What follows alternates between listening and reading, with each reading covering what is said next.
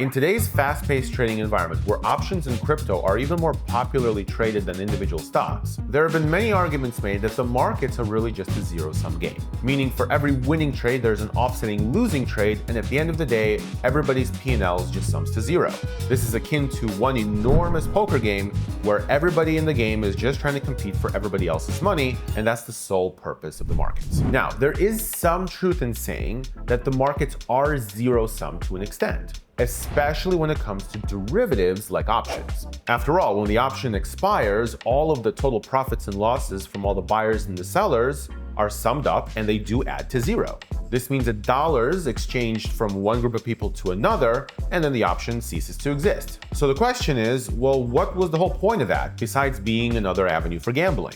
Now, in order to understand why all markets, including options and derivatives, are a net benefit to the economy and society overall, you have to first ask the question, for what reason would somebody choose to participate in a game where the end result of that game is simply an exchange of dollars for nothing else? Where somebody could win only at somebody else's expense? Could it be because some actors have figured out that they have an inherent advantage in this game where they simply can outplay the other person? Or is it maybe because institutional investors rig the game against individuals where the institutions always win at the individual's expense?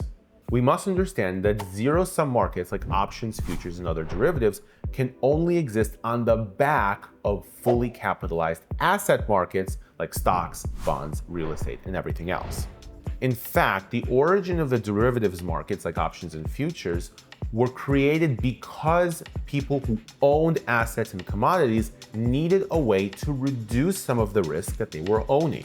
By using derivatives, a person who owns an asset can hedge away some of that risk without actually having to sell the asset entirely. The best modern day example of the usefulness of these derivatives markets comes to someone has invested a lot of money into the stock market over the course of their working life and they're getting ready to retire. Although they were comfortable with taking that kind of risk in the stock market during their working lives, now that they're getting to retire, they can't afford to take that kind of risk anymore. However, they don't necessarily want to sell out of their stock portfolios either. After all, markets tend to go up over time, and if you sell out completely, you're going to miss any potential gains in the next 5, 10, or 20 years, even during retirement. This is where a derivative known as an option can really serve the investor well. Buying something called a put option for their portfolio can actually allow the investor to maintain control of their stock while removing some of the massive downside exposure that could happen during a market crash. If the stock market goes higher, the investor continues to make more money on the stock that they own. But if there is a market crash, the put option provides a floor at which the investor can lose no more than a certain amount. The end result of this transaction is that the investor has a peace of mind that their investments are not going to lose more than a certain amount, while they own the investment and still continue to capitalize on the upward trajectory of the stock market. Now, here's where things get interesting. When the investor buys the put option, it means that somebody is selling them that option. The role of selling a put option is analogous to an insurance company writing somebody a policy. If the market continues to drift higher, the person who sold the put option will actually get to keep all the money they received when they sold the option. In this scenario, the person who sold the option is happy because the market went up and their option that they sold expired worthless, meaning they got to keep everything that they got for it.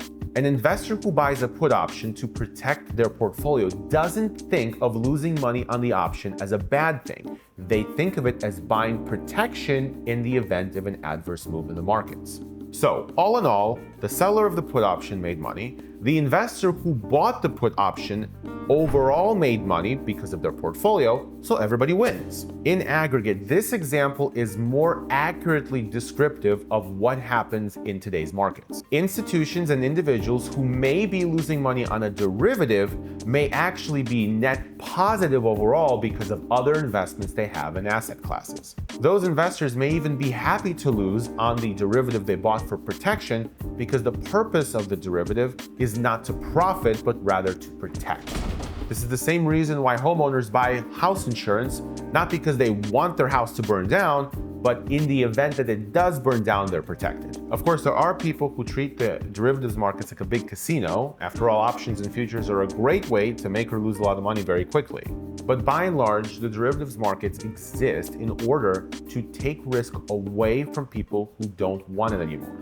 Essentially, these markets that we call zero sum are really markets where somebody pays somebody else to transfer risk. Risk flows from those who are risk averse to those who are risk tolerant, and the amount of money paid for that is called the risk premium. Even though the amount of dollars net add up to zero, the actual value produced has little to do with the amount of dollars that are exchanged and more to do with the amount of risk that is exchanged. The true value of those markets is to efficiently allocate risk from those who don't want it to those who are fine carrying it. In the end, the goal is for every investor to be comfortable with the risk that they have without being too overexposed or too underexposed. If you found this video interesting and you want more videos on trading concepts and fundamental principles, click the link in the description for more videos like this. Please like and subscribe to this channel, and I'll see you in the next one. Bye-bye.